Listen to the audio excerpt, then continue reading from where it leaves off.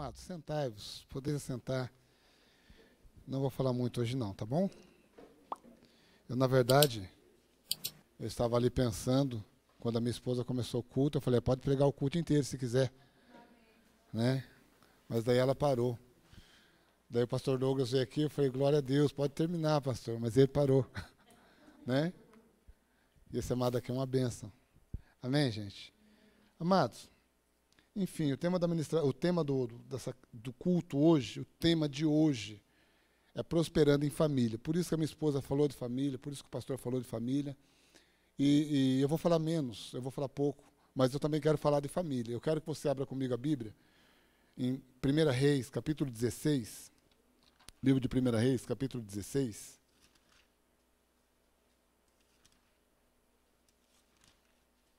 Nós vamos falar de um casal que o pastor Cláudio Duarte disse que é o homem banana e a mulher abacaxi.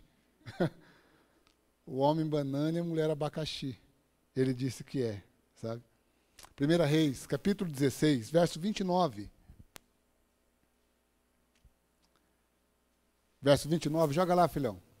No 38º ano do reinado de Asa, rei de Judá, Acabe, filho de Onri, tornou-se rei de Israel, e reinou 22 anos sobre Israel em Samaria. Acabe, filho de Onri, fez o que o Senhor reprova, mais do que qualquer outro antes dele. E não apenas achou que não tinha importância cometer os pecados de Jeroboão, filho de Nebate, mas também se casou com Jezebel, filho de Etbaal, rei dos Sidônios, e passou a prestar culto a Baal e a adorá-lo. No templo de Baal, que ele mesmo tinha construído em Samaria, Acabe ergueu um altar para Baal.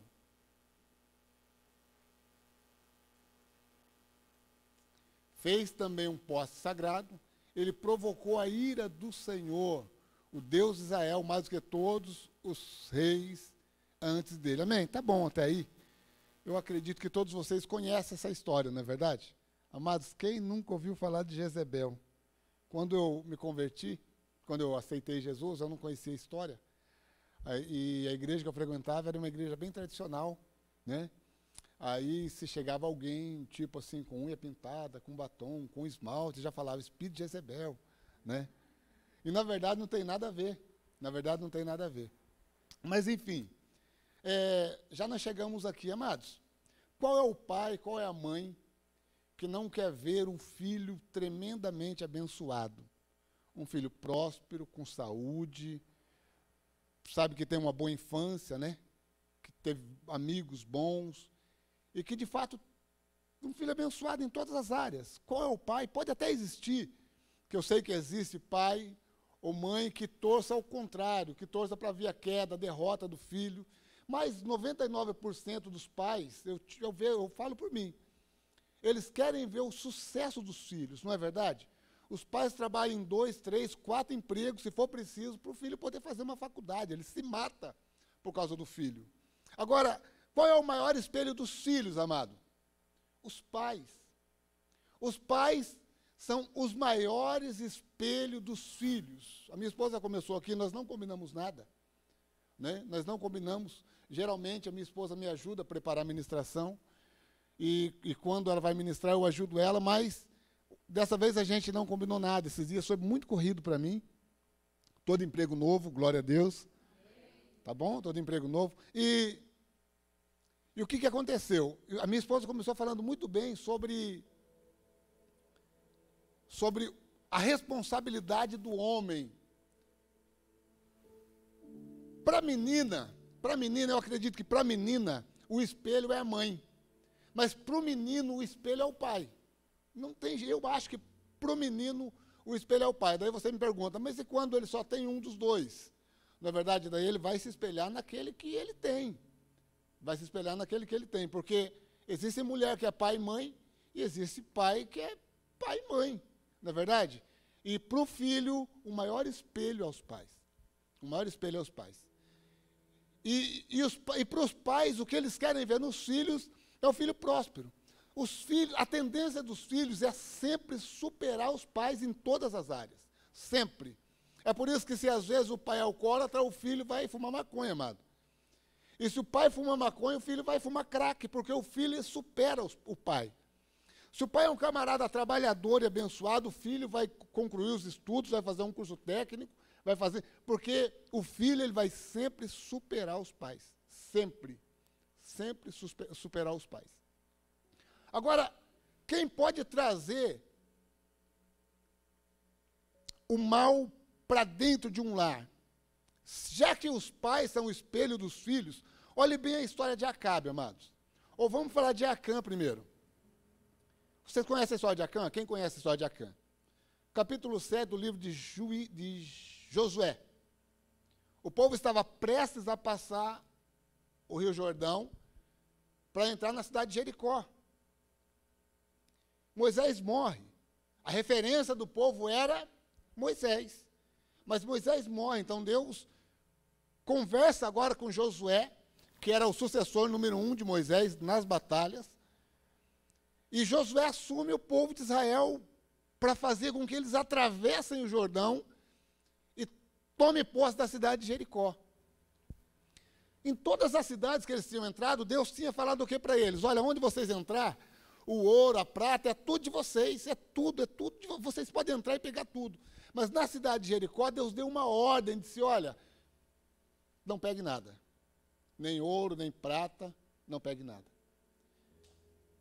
E o povo de Israel atravessou o Jordão, rodearam a cidade de Jericó, que vocês conhecem a história, eu não vou falar, porque eu não quero falar muito tempo. As muralhas caíram, eles entraram em Jericó. Quando eles entraram em Jericó, amados, o Acã, ele viu uma capa babilônica. E ele ficou encantado com a capa. Qual que era a ordem? Nada. Nem ouro, nem prata, nada que pertence a esse povo vocês vão levar. Até aqui vocês pegaram de tudo, mas agora em Jericó vocês não vão pegar nada. Então Acã, ele viu a capa e ele ficou encantado com a capa. Aí ele foi, pegou e escondeu a capa. Só que eles venceram a guerra em Jericó, mesmo porque Deus já havia derrubado as muralhas e a maioria dos soldados da cidade de Jericó estava na muralha. Então, quando as muralhas caíram, muitos dos soldados morreram com a queda da muralha. Então, ficou fácil para o povo de Israel. Eles venceram a batalha ali, para o exército. Só para você ter uma ideia, o exército de Israel tinha 30 mil soldados nessa época. 30 mil soldados. Depois de Jericó, eles encontraram uma outra cidade, que tinha o nome de Ai. Eu costumo dizer que é Ai, sabe? Não Ai. Eu costumo dizer que é Ai. Porque os capitães do exército de Israel chegaram a Josué e falaram, Josué, nós não precisamos levar todo o exército para guerrear contra a cidade. Olha o tamanho da cidade. 3 mil habitantes. O exército de Israel tinha 30 mil soldados. A cidade de Ai, 3 mil habitantes. Se ela tinha 3 mil habitantes, quantos soldados ela tinha? Hã? Gente, a cidade era o dízimo, a cidade inteira era o dízimo da cidade, do exército de Israel. Você está entendendo? A diferença era muito grande. E Josué agora ouve alguns dos soldados, e ele escolhe um grupo do exército dele e vai para a cidade de Ai. Quando eles entram na cidade de Ai, o exército de Israel começa a morrer. Aquela cidadezinha tão pequena, aqueles soldados de uma cidade tão pequena, talvez com tão pouco recurso, começa a matar agora o povo do exército de Israel. E Josué não entende o que está acontecendo. Ele se ajoelha no chão, rasga a sua roupa e começa a falar com Deus. E Deus fala para ele, Josué, sabe por que vocês estão perdendo a batalha? Porque existe um pecado no meio de vós. Tem que tirar isso aí. Enquanto vocês não tirar, vocês não vencem. E Josué então falou, Deus, mas eu não sei com quem está. São 30 mil soldados. Como que eu vou saber com quem está? Aí Deus falou, Josué, chega de casa em casa. Ou de tribo em tribo. E vai... E Josué chegava, separava as tribos, os capitães, e viu, e aí, glorifica a Deus e tal. E quando chegou em Acã, na casa de Acã, ele falou para Acã, glorifica a Deus. Acã falou, eu não posso. Aí ele entendeu que era Acã que estava em pecado. Aí falou, mas o que aconteceu, Acã? Daí Acã confessou para ele. Acã falou, olha, eu vi, eu penso que ali é a janela da alma, né? Ele viu pelo olho, desceu para o coração, aí ele foi lá, pegou e escondeu. Porque é isso que ele diz, né? Eu vi, cobicei, tomei e escondi. É isso que ele diz. Aí Josué vai falar com Deus e diz, Deus, o que eu vou fazer agora? Aí Deus dá uma direção para Josué, diz, Josué, nada de Acã pode ficar no meio do povo de Israel. Então agora Acã, ou seja, Josué chama Acã, chama sua esposa. A esposa estava na batalha, gente, em Jericó. Aí a esposa chama os filhos estavam na batalha em Jericó. Ele manda pegar as ovelhas que Acã tinha, as ovelhas estavam na batalha em Jericó. As vacas, todos os animais. E eles tiram para fora da cidade e mata tudo apedrejado. Tudo. A família de Acã, os animais de Acã, nada podia ficar mais no meio do povo porque ele estava contaminado pelo pecado. Ou seja, o homem, ele tem a responsabilidade, tem uma escolha. Ele pode trazer a provisão. Quando falamos de provisão, nós não falamos, gente, quando falamos de provisão, alguém pode pensar em comida, em carne, em roupa. Não é só isso. Quando nós falamos de provisão, nós falamos de educação, nós falamos de proteção, sabe? Entre tantas outras coisas que que o homem precisa ocupar o seu espaço. E quando nós olhamos para a vida de Acabe, a Bíblia diz que Acabe, o pai dele morreu, e ele assumiu o reino em Samaria. Por que em Samaria e não em Judá? Porque houve uma época que Israel foi dividido em dois reinos, o reino do sul e o reino do norte. Muita gente fica ainda confuso, não sabe por quê. Alguns dizem que Israel ficou 50 anos no exílio babilônico e outros dizem 70 anos. Eu vou explicar para você por quê. Porque, primeiro, a Babilônia invadiu Israel e levou o reino do norte, o reino do sul. O reino do sul. E o reino do sul ficou 20 anos para depois a Babilônia voltar e invadir o outro reino, que depois durou mais 50 anos. Então dizem que é 70 anos. Dizem não, está escrito que é 70 anos. Mas só que teve o povo do norte, o povo do sul ficou 70, mas o povo do norte ficou só 50 anos. Ou seja, que é muito tempo em cativeiro. Então por isso que existe essa 50, 70 anos. E era bem nessa época, existia dois reinos em Israel. Você pode ver que Asa governava em Judá. E Acabe começou a governar em Samaria. E ele foi o pior rei que existiu até chegar nele. Não houve rei pior do que Acabe. Só que se você ler a história do pai dele, o pai de Acabe tinha sido... Bom, ele superou o pai dele, mas o pai dele tinha sido o pior até chegar a ele. Ou seja, o filho superou o pai. Quando Acabe assumiu o reino, amados, ele fez coisas que desagradou a Deus. Primeiro, ele começou a adorar Azera, não sei o nome da deusa. Eu acho que é Acera, pastora. É Acera ou Azera? Acera, né? Que é com S. É Acera. Você sabe quem era a deusa Acera? Era a deusa da fertilidade para eles, para os sidônios. Então eles começaram a praticar a fornicação dentro do templo e Deus abominava. Foi nessa época que eles começaram a oferecer crianças, filhos, em sacrifício a Baal. E Deus sempre abominou a situação. E para piorar a situação, ele foi e casou-se com Jezebel. Agora, quem era Jezebel, amados? Jezebel era uma princesa. Uma coisa que poucas pessoas falam quando falam de Jezebel. Jezebel era uma princesa, filha de um rei sidônio. E quando ela casou-se com Jezebel, que era rei, ela se tornou... Não ouvi. Rainha.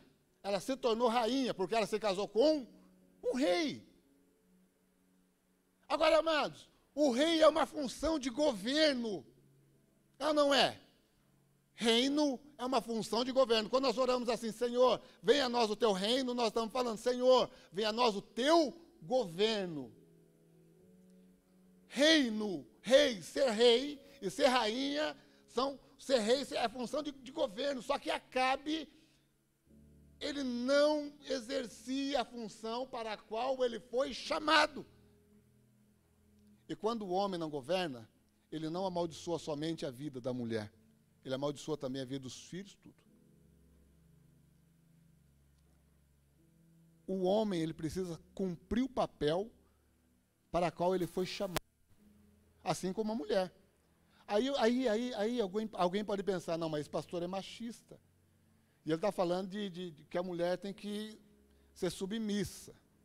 E eu estou falando mesmo. Agora, você sabe o que é submissão?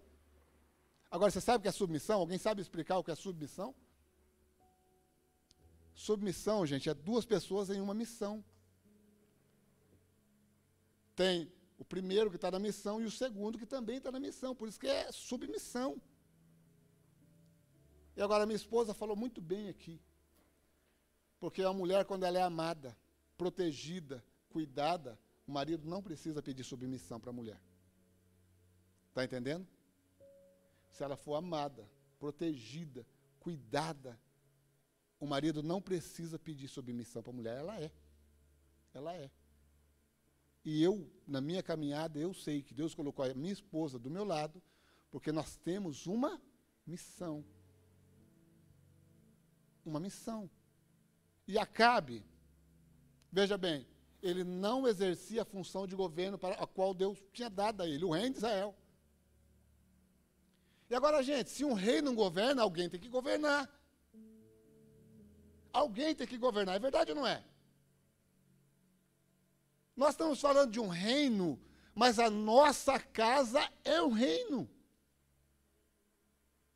A nossa família é um reino. O nosso trabalho é um reino. E se nós não governarmos, alguém precisa governar. Quando Acabe, ele não governou, não somente o reino de Israel, mas também não governou a sua casa, não governou nada. Aí então alguém tinha que governar, gente. Quem que era a pessoa mais próxima para governar? Fala-se muito mal de Jezebel. Todo mundo arrebenta Jezebel. Não é verdade? Fala mal mesmo. Mas quem amaldiçoou a vida de Jezebel foi Acabe. Quando ele tirou o pé, disse, não. Aí, o fundo do poço foi quando ele teve o desejo de comprar a vinha de Nabote, né, gente? Ali foi o fundo do poço. Aí ele vai lá e... gente, homem não... Eu sei que, eu sei que um dos frutos do Espírito é mansidão. Mas ser manso não é ser passivo. Sabe? Não é não conseguir olhar no olho das pessoas. Nabote foi lá e disse, Acabe foi lá e disse assim, Nabote, estou querendo sua vinha. Porque ele era mole. Acabe era um camarada mole, ele não tinha governo, nem do reino de Israel e nem da sua casa. Ele não tinha governo. Aí, lógico, aí Jezebel já tinha tomado conta há muito tempo, né? Sabe o que Acabe fez? Ele voltou para casa e foi dormir, gente. Deu febre em Acabe. Deu febre em Acabe. O homem mole assim, não pode ouvir um não. Se ele ouvir um não, ele fica todo derrotadinho. Sabe, da febre, da diarreia. Porque não pode ouvir um não. Da depressão. Foi isso que aconteceu com Nabote. Na minha casa, às vezes eu digo não para os meus filhos, só para eles ouvirem um não mesmo. Pai, posso fazer tal coisa? É até legal. Eu falo, não, não vai fazer. Pronto. Só para eles ouvirem um não. Porque, amados, filho sem limite vira marginal, amados. Filho tem que ter limite. Os filhos precisam ter limite. E quem vai colocar esse limite? A rua? O crime organizado? Eu vou trazer para o pastor, colocar limite nos meus filhos? Não, o pai dele sou eu. A mãe dos meus filhos é a Simone, então quem tem que limitar somos nós. E Nabote, quando ouviu um não de o Acabe, quando viu um não de Nabote, ficou todo doentinho. Deu depressão nele, irmão Luiz. Depressão. Toma água aqui, viu, irmão Luiz?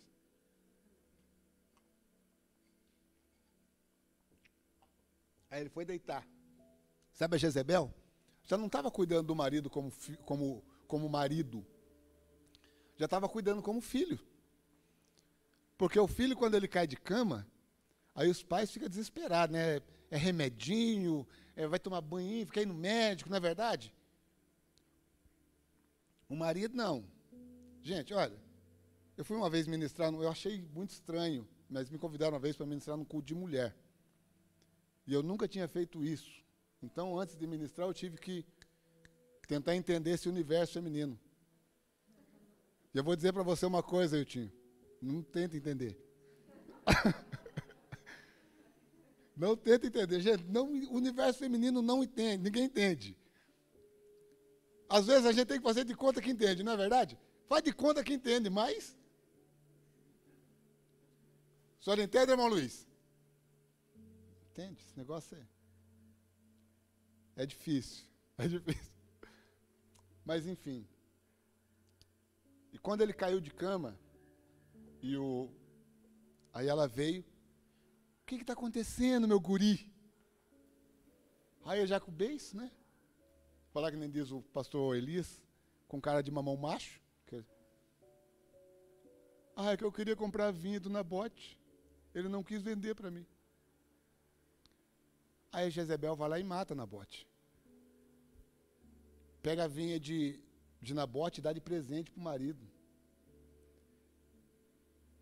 Se alguém tinha que agir, gente, o rei era ele. Ele poderia até confiscar a terra de Nabote se ele queria, se ele quisesse. Mas ele não tinha pulso. Ele era frouxo. Ele era frouxo. Ele era conivente. Isso amaldiçoou a vida de Jezebel. Porque quando ela fez isso foi o fundo do poço. Quando ela fez isso, aí Deus resolveu dar um fim a Jezebel. Embora que ela também já estava perseguindo o profeta, né? Ela já estava perseguindo o profeta. Só para vocês terem uma ideia, a mulher se tornou tão terrível que o profeta corria da mulher. O profeta ficou em depressão também por causa da mulher, sabia disso, gente? Não, verdade.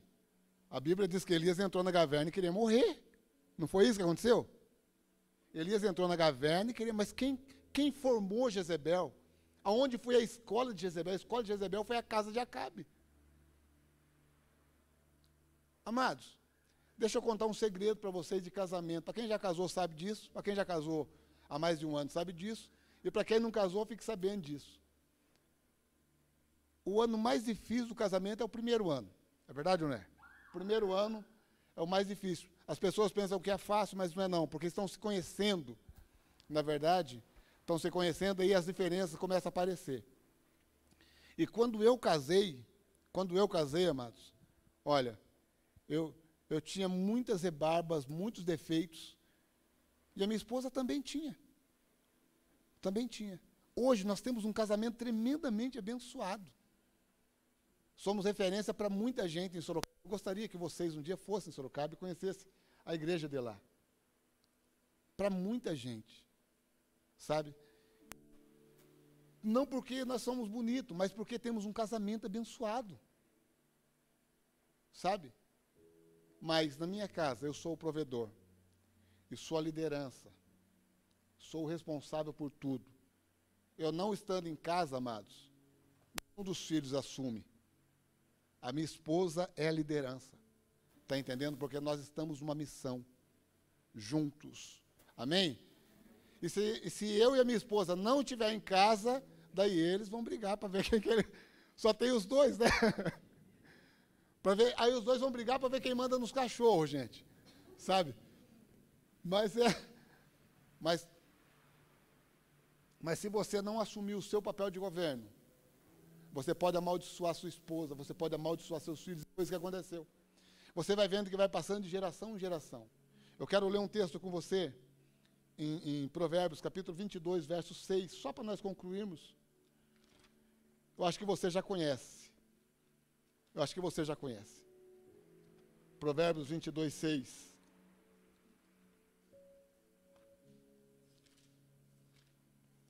E depois nós lemos esse texto. Eu quero orar pela sua família. Pela sua família. Eu quero orar. Tá bom? Está escrito assim: instrui o menino no caminho que deve andar, porque envelhecerá e não se desviará dele. Não é isso que está escrito? Ou em outras traduções está escrito assim: ensine o teu filho o caminho em que ele deve andar, envelhecerá e não se desviará dele. Ou em outra tradução está escrito assim: ensine os teus filhos a pisar aonde você pisa, ou seja, nas suas pegadas. Quer dizer, é aquilo que eu estava dizendo, você é o reflexo dos seus filhos, você é o reflexo da sua família, da sua casa. Assuma a sua posição de governo, sabe? E Deus não vai só te abençoar, Deus vai abençoar toda a sua casa. Amém? Amém, gente?